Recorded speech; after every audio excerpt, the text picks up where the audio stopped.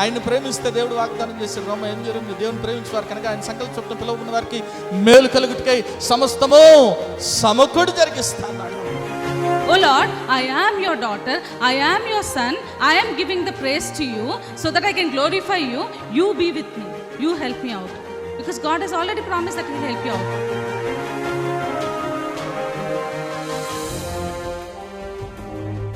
ఎన్నో మార్లు ఆయన తప్పులు చేస్తూ పాపము చేస్తూ నీకు విరోధంగా నడుస్తున్న మా కొరకు నాయన, అవిధేయులైన మా కొరకు ప్రభా నాయన తండ్రి, నీవు ఆ సెలవులో వెల చెల్లించావు కదా నాయన తండ్రి. నీవు నాయన మరణాన్ని జయించడం ద్వారా సజీవుడు అవటం ద్వారా నాయన ప్రభా తండ్రి యేసయ్యా, మరి నాయన మేము ఈరోజు సజీవులుగా ఉన్నాం కదా తండ్రి.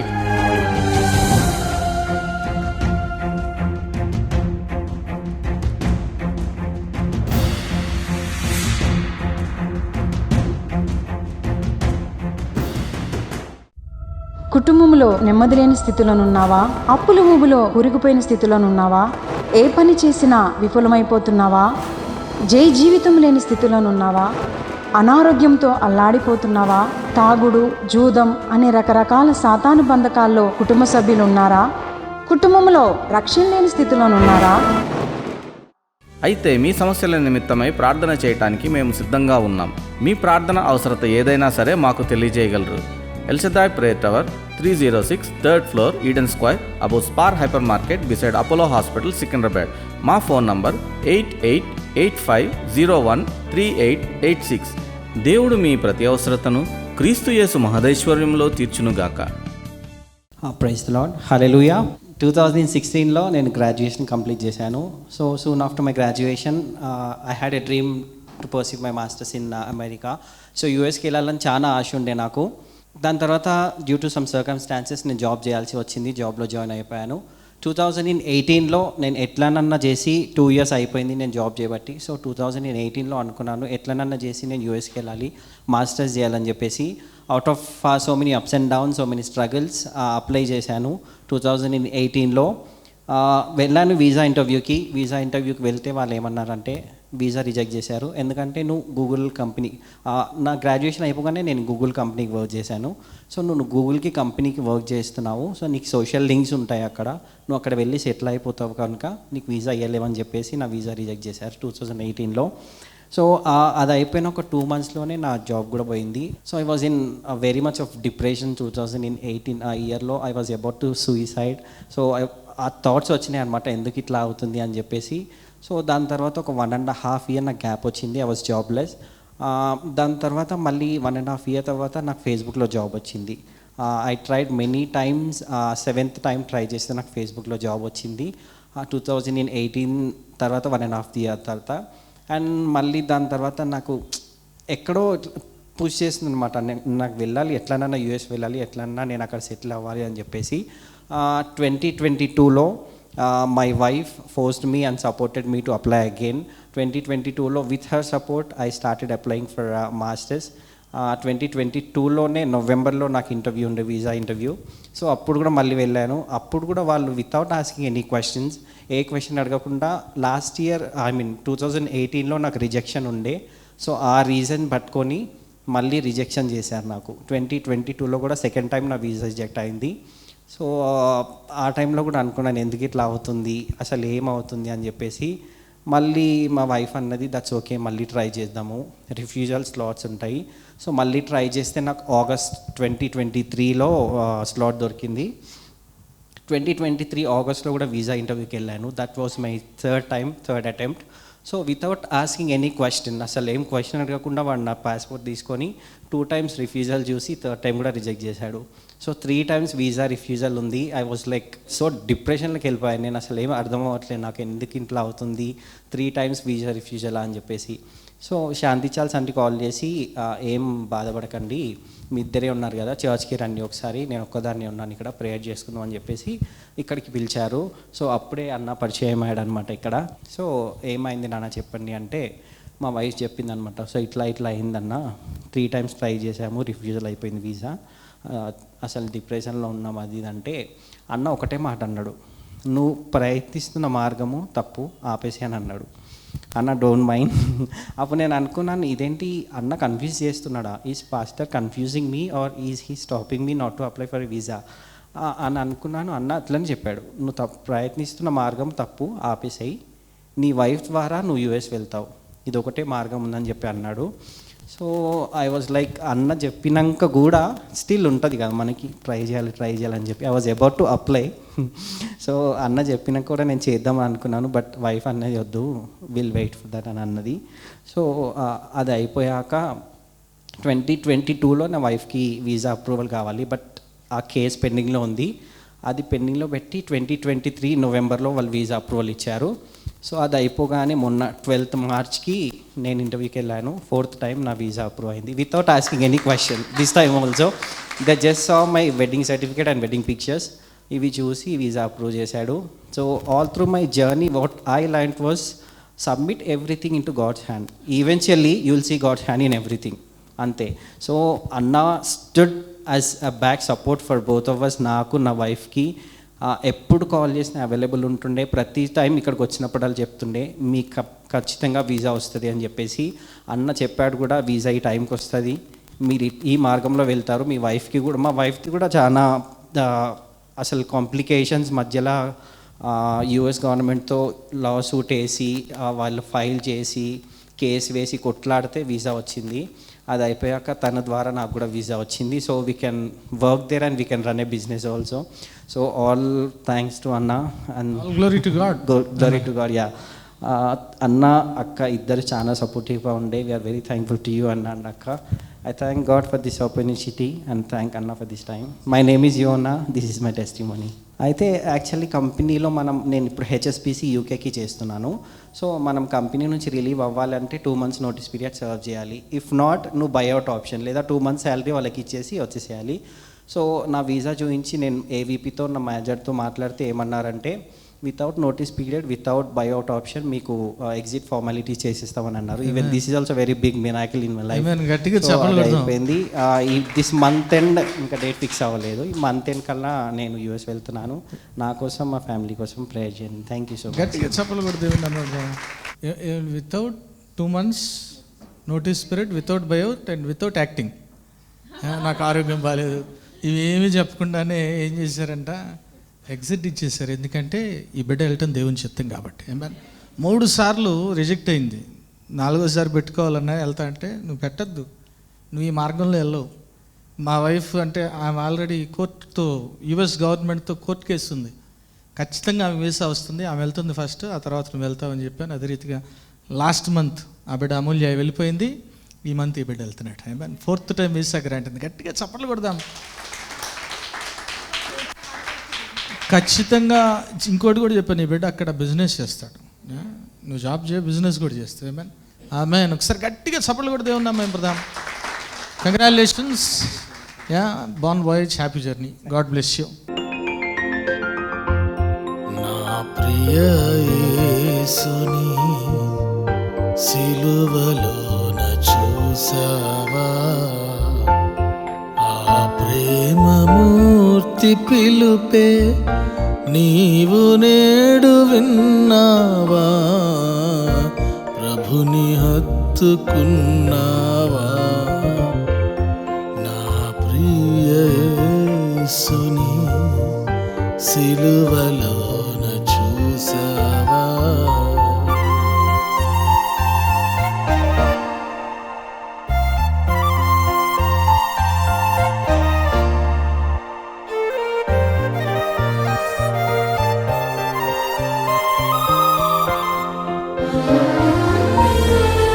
కొరడాలు చల్లుమనెను, వీపంత చీలిపోయెన్, క్షమించే హింసకులనే సహించే చిత్రహింసల్,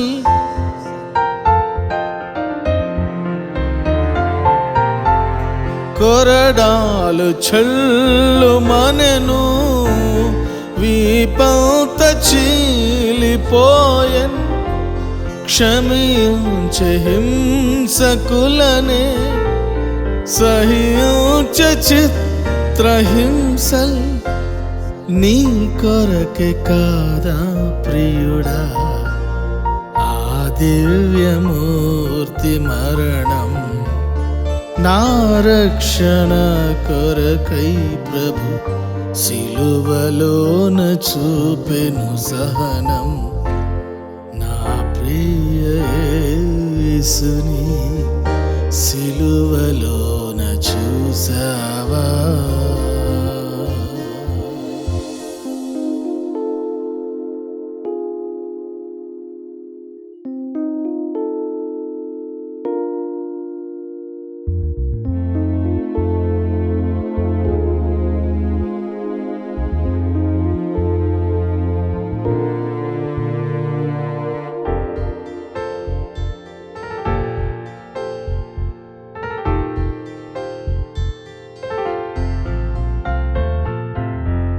శిరమున ముండ్ల మక్కుటం, మనసున ఆత్మల భారం, కాలు సేతులలో చీలల్, నిలువెల్ల రక్తధారల్,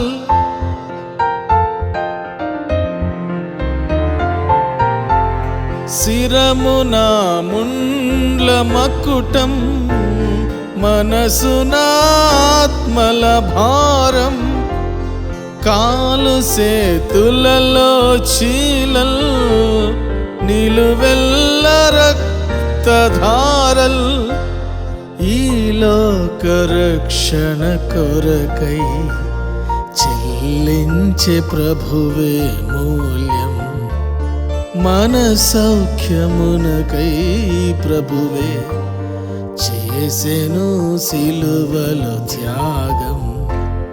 నా ప్రియ యేసుని సిలువలోన చూసావా?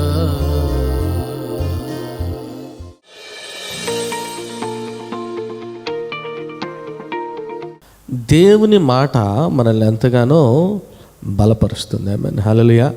సాతాను ఎప్పుడు కూడా మనల్ని భయపెట్టాలని చూస్తాడు, కానీ యేసుక్రీస్తు ప్రభు తన వాక్కు ద్వారా మనల్ని స్వస్థపరచడమే కాదు, మనల్ని బలపరుస్తాడు. ఆమేన్, హల్లెలూయా. చూడండి, యేసుక్రీస్తు ప్రభు బైబిల్ గ్రంథంలో పలికిన ఒకే మాట అనేక సందర్భాల్లో పలికాడు. యేసుక్రీస్తు ప్రభు పలికిన ఒకే మాట అనేక సందర్భాల్లో మరి పలికాడు. అనేక సందర్భాల్లో ఆ మాట ఏ రీతిగా వారిని బలపరిచిందో ఈరోజు మనం చూద్దాం. బైబిల్ గ్రంథంలో నుంచి మత్తయి సువార్త 9వ అధ్యాయం 2వ వచనంలో ఏమని రాయబడింది? ఇదిగో జనులు పక్షవాయువుతో మంచము పట్టి ఉన్న ఒకరిని ఆయన యొద్దకు తీసుకొని వచ్చిరి. యేసు వారి విశ్వాసమును చూచి, కుమారుడా, ధైర్యముగా ఉండుము, నీ పాపములు క్షమింపబడి ఉన్నవని పక్షవాయువు గల వానితో చెప్పెను. కుమారుడా, ధైర్యముగా ఉండుము. ఆమేన్, హల్లెలూయా. ధైర్యము తెచ్చుకొనుము అంటున్నాడు. ఒకసారి గట్టి దేవుని స్తుతులు చెప్తాం. హల్లెలూయా. యేసుక్రీస్తు ప్రభు ఈ మాట అనేక సార్లు మాట్లాడాడు. ఆమేన్, బైబిల్ గ్రంథంలో అనేక సార్లు చెప్పాడు. ఏం చెప్పాడంటే ధైర్యంగా, ఎందుకంటే మనం ఎప్పుడు అధైర్యపడుతుంటాం కాబట్టి. ఆమేన్, హల్లెలూయా. మనం ఎప్పుడు భయపడుతుంటాం కాబట్టి యేసుక్రీస్తు ప్రభు ధైర్యంగా ఉండు అంటున్నాడు. ఆమేన్, హల్లెలూయా. కాబట్టి ముందుగా ఏం చెప్పాడు? ధైర్యంగా ఉండన్నాడు. ఎవరితో చెప్పాడు? ఆ పక్షవాయువు గల రోగితో చెప్పాడు. ఏమని చెప్పాడు? నలుగురు తీసుకొచ్చిన రోగితో, నీ పాపములు క్షమించబడ్డాయి, ధైర్యంగా ఉన్నాడు. రెండోది ఎవరితో చెప్పాడు? 12 సంవత్సరాల రక్తస్రావం కలిగి స్త్రీతో ధైర్యంగా ఉండు అని చెప్పాడు. నీ విశ్వాసం నిన్ను స్వస్థ. మూడోది ఎవరితో చెప్పాడు? శిష్యులతో చెప్పాడు. భూతం అనుకుంటే భూతం కాదురా నాయన నేనే అని చెప్పాడు. ఆమేన్, హల్లెలూయా. అందుమాత్రం కాదు, ఇంకో సందర్భం చూద్దాం. యోహాను సువార్త 16వ అధ్యాయం 33వ వచనంలో, అయందు మీకు సమాధానము కలుగునట్లు ఈ మాటలు మీతో చెప్పుచున్నాను. లోకములో మీకు శ్రమ కలుగును, అయినను ధైర్యము తెచ్చుకొనుడి, నేను లోకమును. ఇంకెందుకు భయపడతాం మనం? దేన్ని చూసి భయపడతాం? శ్రమను చూసి భయపడతాం, కష్టాన్ని చూసి భయపడతాం, బాధను చూసి, ఇబ్బందిని చూసి భయపడతాం. అందుకే అంటున్నాడు ప్రభు, ఏమంటున్నాడు? లోకంలో మీకు శ్రమయా, అయినను ధైర్యము తెచ్చుకొనుడి, నేను లోకమును. డాడీ గెలిస్తే పిల్లలు కూడా గెలిచినట్టేగా. ఆమేన్, హల్లెలూయా. అంతేనా? అంతేనా? గెలుస్తావా లేదా? శ్రమల్లో గెలుస్తావా లేదా? ఖచ్చితంగా గెలుస్తాం. ఏమేన్ హల్లెలూయా. మనం చేయాల్సిన పని ఏంటంటే ధైర్యంగా ఉండాలి. ఏమేన్ హల్లెలూయా. అది మన విశ్వాసానికి ప్రతీక, అంతేనా? చూడండి, ఈ లైట్ ఉంది కదా, ఈ బల్బ్ లైట్ ఉందా? ఆ లైట్ కరెంట్ పోతే వెళ్తుందా? జనరేటర్ పెడితే వెలిగిదా? ఫిలమెంట్ పోయిందనుకో 10 జనరేటర్లు పెట్టిన వెలిగిద్దా? వెలగదా? దేవుల్లో ఎంత శక్తి ఉన్నప్పటికీ ఆ ఫిలమెంట్ వంటి విశ్వాసం, ఆవగింజంత విశ్వాసం నీళ్ళు లేకపోతే ఏ అద్భుతం జరగదు. ఆమేన్ హల్లెలూయా. ఈరోజు నువ్వు ధైర్యంగా ఉండటం అంటే నీవు యేసయ్యందు విశ్వాసం ఉంచటమే. ఆమేన్. నమ్మినవారు దేవుని స్తుతులు చేద్దాం. హల్లెలూయా. నువ్వు ధైర్యంగా ఉండాలి. శ్రమలు వస్తాయి, కష్టాలు వస్తాయి, బాధలు వస్తాయి, ఇబ్బందులు వస్తాయి. కృంగిపోతే సాతాను నిన్ను మామూలు ఫుట్బాల్ ఆడుకుంటాడు. ఆమేన్ హల్లెలూయా. ఇక వాటి నుంచి బయటికి రావడానికి నీకు సమయం పట్టింది. యేసయ్య మీద దృష్టి ఆడించుతాను. ఆమేన్ హల్లెలూయా. కాబట్టి ఎప్పుడూ ధైర్యంగా ఉండాలి. ఆమేన్ హల్లెలూయా. ఇంకో మాట, సాతాను ఎట్లుంటాడంట? సాతాను గర్జించు సింహం వలే, అక్కడ ముందే ఉంటాడు, నిబ్బరముగా ఉందా? చదవమ్మా ఒకసారి. నిర్భరమైన బుద్ధి గల వారే, నిబ్బరమైన బుద్ధి గల వారే, మెలకుగా ఉండుడి, మెలకుగా ఉండుడి. మీ విరోధి అయిన అపవాది, మీ విరోధి అయిన అపవాది గర్జించు సింహము వలె, గర్జించు సింహం వలె ఎవరిని మృంగుదామా అని ఎవరిని మింగుదామా అని వెతుకుతున్నాడు, తిరుగుతున్నాడు. దేనికి? మనల్ని మింగటానికి. ఆమేన్ హల్లెలూయా. సో వాడి వెతుకులాట్లో మనం కనపడాలా వద్దా? కనపడద్దు. వాడు తిరిగినప్పుడు మనం దొరకాలా వద్దా? దొరకద్దు. అయితే మనం ఎట్లుండాలి? ధైర్యంగా ఉండాలి. ఆమేన్ హల్లెలూయా. నిబ్బరమైన బుద్ధి గల వారే మెలకుగా ఉండుడి అని రాయబడింది. అనేక మార్లు రాయబడింది మెలకుగా ఉండుడి అంటే. మెలకుగా బ్రదర్, నేను చర్చిలో బాగా మేల్కొని ఉంటా, వాక్యం ఉంటా, మంచిదే, చర్చిలో మేల్కొని ఉంటాం కాదు, ఆత్మీయంగా మేల్కొని ఉండాలి. ఆమేన్ హల్లెలూయా. ఆత్మీయంగా మెలకుగా ఉండాలి. ఎందుకంటే సాతాను చిన్న చిన్న చిన్న చిన్నగా నీ మీద దాడి చేస్తాడు. అది కాస్త నువ్వు గ్రహించులోపు అది ఏమైపోద్ది? పెద్దదైపోతుంది. ఆమేన్ హల్లెలూయా. కాబట్టి ఎప్పుడు కూడా ఎట్లుండాలి? మెలకువగా ఉండాలి. ఆమేన్ హల్లెలూయా. మెలకువగా ఉంటే ధైర్యంగా ఉంటాయి. ఆమేన్. శ్రమ వస్తుంది, అయితే మీరు ధైర్యము తెచ్చుకొనుడి అంటున్నాడు ప్రభు. ఆమేన్ హల్లెలూయా. ఇంకో సందర్భంలో చూస్తే యేసుక్రీస్తు ప్రభు శిష్యులు చెప్తున్నారు. చూడండి, మీరు చూసినట్లయితే మార్క్స్ వార్త 10:49 వచ్చిందండి. ఇప్పుడు యేసు నిలిచి వానిని పిలువడని చెప్పగా వారు ఆ గుడ్డివాడిని పిలిచి, ధైర్యము తెచ్చుకొనుము, ఆయన నిన్ను పిలుచుచున్నాడు, లెమ్మని వానితో చెప్పిరి. చూడండి ఏం చెప్తున్నారు వాళ్ళు? ధైర్యము. ఎందుకు? యేసే పిలుస్తున్నాడు ఆయన నిన్ను. ఎవరు ఆ గుడ్డివాడు? ఎవరు? ఆ పై వచనాల్లో, మన 46 వచనంలో అతని పేరేంది? భర్తమయ్య. చదవండి ఒకసారి. 46 పట్టణముకు వచ్చిరి. ఆయన తన శిష్యులతోను బహుజన సమూహముతోను ఎరుకో నుండి బయలుదేరి వచ్చుచుండగా తిమయి కుమారుడగు భర్తిమయ అను గుడ్డివాడు, ఆ గ్రుడ్డి భిక్షకుడు. ఆమేన్ హల్లెలూయా. అంటే అతను గుడ్డోడే కాదు, ఏం చేస్తున్నాడు? భిక్షం ఎత్తుకుంటున్నాడు. ఆమేన్ హల్లెలూయా. గ్రుడ్డి భిక్షకుడుగా ఉన్నాడు. గుడ్డి భిక్షకుడు మరి త్రోవ పక్కన కూర్చున్నాడంట. చదవ తర్వాత వచ్చినది. ఈయన నజరేయుడైన యేసు అని వాడు విని, దావీదు కుమారుడా. ఏం చేస్తున్నాడు? దావీదు కుమారుడు యేసు కర్ణింపమని కేకలు వేయ మొదలు పెట్టను. ఎప్పుడైతే కేకలు వేసారో శిష్యులు, అయ్యా ధైర్యం తెచ్చుకో, ఆయన నిన్ను పిలుస్తున్నాడు. చూడండి, పిలిచాడు. పిలిచిన తర్వాత అతని విశ్వాసం ఎంత బాగా కనబడిందంటే 50 వచ్చిందో ఏమని రాయబడింది? అంతటా వాడు బట్టను పారవేసి ఏం చేస్తున్నాడు? బట్టతో ఏం చేస్తున్నాడు? భిక్షం ఎత్తుకుంటున్నాడు. ఆమేన్ హల్లెలూయా. సో ఇప్పుడు ఏం చేస్తున్నాడు? సో వాడికి ఏమర్థమైంది? ఇక దీంతో అవసరం లేదని అర్థమైంది. ఆమేన్ హల్లెలూయా. దీంతో నాకు అవసరము లేదు. ఎందుకంటే యేసయ్య నన్ను ముట్టేస్తాడు. నా గుడితనం పోయాక నేను ఇంకెందుకు భిక్షం ఎత్తుకోవటం? ఆమేన్ హల్లెలూయా. ఇక నేను ఎందుకు మళ్ళీ భిక్షం ఎత్తుకోవటం? ఆమేన్ హల్లెలూయా. కదా, అంత కాళ్ళు చేతులు అన్నీ మంచిగా ఉన్నాయి. ఎవరిని వచ్చి అడుక్కో, భిక్షం అడిగాడు, నువ్వేం చేస్తావు? అన్నీ బాగానే ఉన్నాయి, పోయి పని చేసుకోవచ్చు అంటావు. అంతేనా కదా? నేను బాగా అయిపోతాను, ఇంకా నేను ఎందుకు మళ్ళీ అడగాలని మటన్ ఏం చేస్తున్నాడు? ఇస్త్రీ వేశాడు. ఆమేన్ హల్లెలూయా. అది విశ్వాసం. ఆమేన్. ఎంత ధైర్యం తెచ్చుకున్నాడంటే మళ్ళీ నేను ఆ వృత్తిలోనికి, ప్రవృత్తిలోనికి ప్రవేశించనవసరం లేదని అనుకున్నాడు. ఆమేన్. ఒకసారి గట్టి దేవుని స్తుతులు చేద్దాం. హల్లెలూయా. ఈరోజు చాలామంది ఆర్థిక ఇబ్బందుల వల్ల భిక్షం ఎత్తుకునే పరిస్థితి. అదేంటి పేదరు, మేము ఎవరు బ్యాంకులను అడుగుతున్నారుగా, లోన్ ఇవ్వండి, అది ఇవ్వండి, ఇది ఇవ్వండి. అందరి పరిస్థితి అదే. ఓకే, మనం ఎప్పుడైతే యేసయ్యందు విశ్వాసం ఉంచుతామో, ఎప్పుడైతే ధైర్యంగా ఉంటామో ఆ స్థితి వెళ్ళిపోతుంది. ఆమేన్, హల్లెలూయా. దేవుడు ఏమైనా వాగ్దానం చేశాడు, ఈ సంవత్సరం మనకి డెప్ట్ ఫ్రీ ఇయర్ అన్నాడు, అంటే రుణ రహిత సంవత్సరం. ఆమేన్, హల్లెలూయా. ఖచ్చితంగా వాగ్దానం నెరవేర్చబడుతుంది. ఏమన్నా నెరవేర్చబడుతుందా లేదా? చూడండి ఎంత చక్కగా బైబిల్ గ్రంథంలో ఎంత చక్కగా రాయబడింది. మనం ఏదో ఊరికి చదివేస్తాం, టక్ టక్ టక్ టక్ చదువుతాం, కానీ ఏం చేశాడంటే బట్టను విసిరేసాడు అంతే. ఆమేన్, హల్లెలూయా. నా పాత స్థితి వెళ్ళిపోతుంది. ఆమేన్, హల్లెలూయా. ఈరోజు నువ్వు కూడా ఆ రీతిగా విశ్వసించాలి. నువ్వు ఆర్థిక ఇబ్బందుల్లో ఉన్నట్లయితే ధైర్యంగా ఉండే. ఆమేన్, హల్లెలూయా. దేవుడు నీ స్థితిని మారుస్తాడు. ఆమేన్.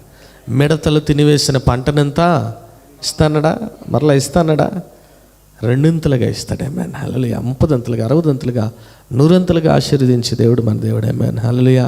మన పోషకుడు ఆయన, మన బ్యాంక్ ఆయనే. ఆమేన్, మన బ్యాంకు ఆయనే. ఆమేన్, హల్లెలూయా, హల్లెలూయా. వెంటనే ఎప్పుడైతే బట్టను పారవేసాడు, దిగ్గులు లేచాడు, వేసిన అద్దుకొచ్చాడు, స్వస్థతను కూడా పొందుకున్నాడు. ఆమేన్, హల్లెలూయా. పాత స్థితి వెళ్ళిపోయింది, మళ్ళీ పాత వృత్తి లేదు, భిక్షం ఎత్తుకునే పరిస్థితి లేదు. ఆమేన్. ఈరోజు నువ్వు యేసయ్య దగ్గరికి వచ్చి ఆయన యందు విశ్వాసం ఉంచి నువ్వు ధైర్యంగా ఉంటే నీవు కూడా ఎట్లుంటావంట, మనం అప్పిచ్చే వరంగా, అప్పు తీసుకునే వరంగా, అప్పిచ్చే వరంగా ఉంటుంది. ఆమేన్, హల్లెలూయా. గట్టిగా చెప్పండి, అప్పు అంత మాత్రం కాదు, ఇంకో 2 సందర్భాలు. అపోస్తలుల కార్యం 23:11. ఆ రాత్రి ప్రభు అతని యొద్ద నిల్చుండి, ధైర్యంగా ఉండుము, యెరూషలేములో నన్ను గూర్చి నీవేలాగు సాక్ష్యం ఇచ్చితివో అలాగున రోమాలో కూడా సాక్ష్యం. హల్లెలూయా. ఏమంటున్నాడు ప్రభు? ఎవరితో చెప్తున్నాడు ఈ మాట?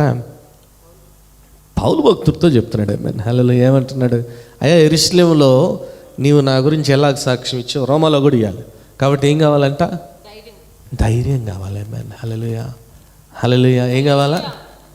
ఏం కావాలి? దేవుని గురించి సాక్ష్యం ఇవ్వాలంటే కూడా ధైర్యం కావాలి. చాలామందిలో లేదు. క్రైస్తవులే అనేక అద్భుతాలు పొందుకుంటారు, చర్చిలో సాక్ష్యం చెబుతారు. అదే బయట నీ ఆఫీస్లో నీ ఇంకో చోట చెప్పమంటే వద్దులే బ్రదర్, ఎందుకు మనకు వచ్చిన కూడా చెప్పాలి. దేవుడు ఆ ధైర్యం ఇస్తాడు. ఆమేన్, హల్లెలూయా, హల్లెలూయా. ఇక్కడ నుంచొని వాక్యం చెప్పాయా, ప్రార్థన. చూడండి, ఫస్ట్ భయం ఏంటో తెలుసా ఈ లోకంలో? వ్యాధి అంటే భయం అంట. ఒక సర్వే చేశారు, వ్యాధి అంటే భయం అంట ప్రతి మనిషికి. రెండోది అధికంగా భయం కలిగించేది ఏంటో తెలుసా? స్టేజ్ మీద నుంచొని మాట్లాడటం. నిజం, ఇది నిజం, సర్వే చేశారు. ఇది వాస్తవం, నేను అబద్ధం చెప్పట్లా. అనేక మంది ఆ రీతిగా ఉన్నారు, దేవుని గురించి సాక్ష్యం ఇయ్యని స్థితిలో ఉన్నారు. ఆమేన్, హల్లెలూయా.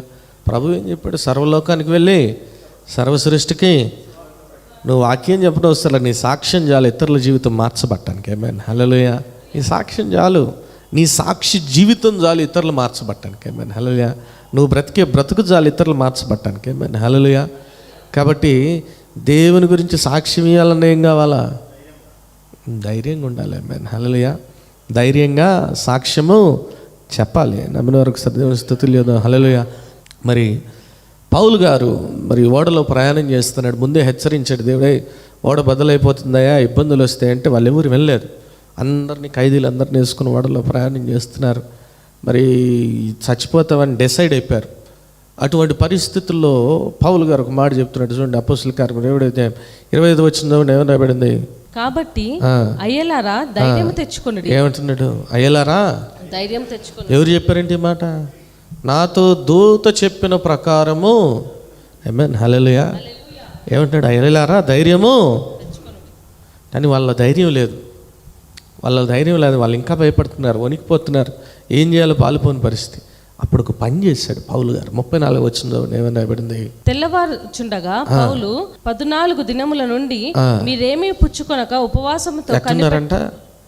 14 days నుంచి నో ఫుడ్, భయంతో వణికిపోతున్నారు. ఫుడ్ లేదు, పాడు లేదు, వణికిపోతున్నారు భయంతో, తిండి ఎక్కట్లా. అట్లాంటప్పుడు ఏం చేస్తున్నాడు? చదువున్నాడు. ఉపవాసముతో కనిపెట్టుకొని ఉన్నారు కనుక ఆహారము పుచ్చుకొనుడని మిమ్మును వేడుకొనుచున్నాను. ఇది మీ ప్రాణమునకు ప్రాణరక్షణకు సహాయమగును. మీలో ఎవని తల నుండి అయినను ఒక్క ఒక్క వెంట్రుకైనా నశింపదని చెప్పుచు ఆహారం పుచ్చుకొనిని అందరినీ బతిమాలిన. ఒక్క వెంట్రుక కూడా రాలేదు. ఏమేన్ హల్లెలూయా. దేవుని ఆజ్ఞ లేనిదే ఒక వెంట్రుక కూడా ధైర్యంగా చెప్పాడు. ఇంకా ఆ తర్వాత ఏం చేస్తున్నారు చదువు.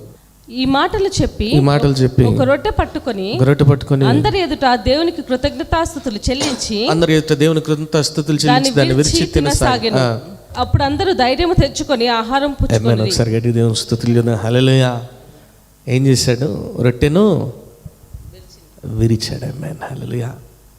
నా ఆహారం తిని రక్తం త్రాగువాడే నిత్య జీవము.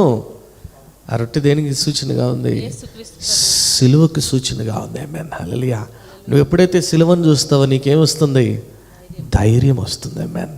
సిలువను గూర్చిన వార్త నశించిన వారికి వెరితనం కానీ రక్షించబడుతున్న మనకు దేవుని, ఎందుకంటే ఆ సిలువ మరణం ద్వారా యేసుక్రీస్తు ప్రభు మనకు పునరుత్థానాన్ని అనుగ్రహించాడు. ఆమేన్.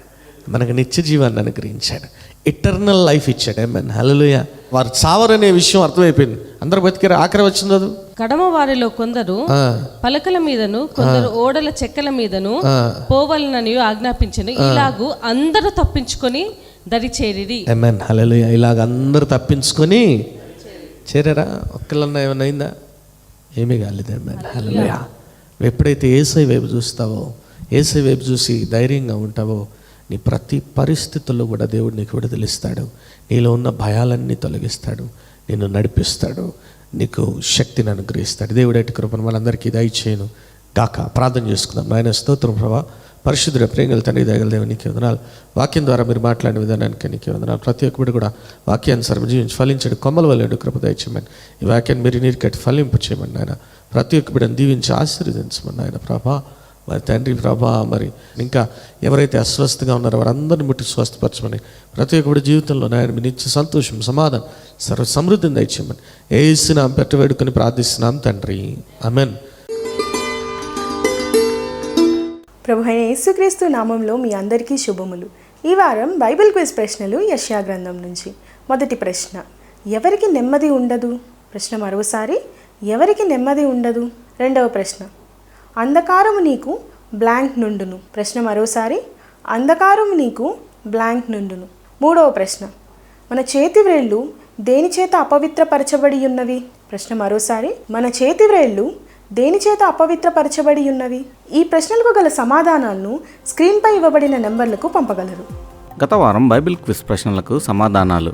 మొదటి ప్రశ్నకు జవాబు నిన్ను నమ్ముకొని వారు, యెషయా 57:13. రెండవ ప్రశ్నకు జవాబు కీడు చేయకుండా, యెషయా 57:1. మూడో ప్రశ్నకు జవాబు భక్తిహీనులు, యెషయా 57:20. ఈ వారం బైబిల్ క్విజ్ విజేత దీవెనమ్మ గారు ఫ్రమ్ అనంతపూర్. మరి ఎవ్రీ మండే మరి ఆశ్చర్యకరమైన యేసు అనే టీవీ ప్రోగ్రామ్ జరుగుతుంది. మరి ఆరాధన ఛానల్లో ఎవ్రీ మండే ఈవినింగ్ 6 o'clock వస్తుంది. మరి చూడండి, ఇతరులకి పరిచయం చేయవలసిందిగా ప్రభు నామ పేట మనం చేసుకున్నాను. అదే రీతిగా మరి యూట్యూబ్, ఫేస్బుక్ ఛానల్లో కూడా మరి ఇప్పటి వరకు అనేక ప్రోగ్రామ్స్ జరిగినాయి. మీరు చూడొచ్చు, వాచ్ చేయొచ్చు. మరి చూడండి, బలపడండి, పరిశుద్ధాత్మను పొందుకోండి. ఆమేన్.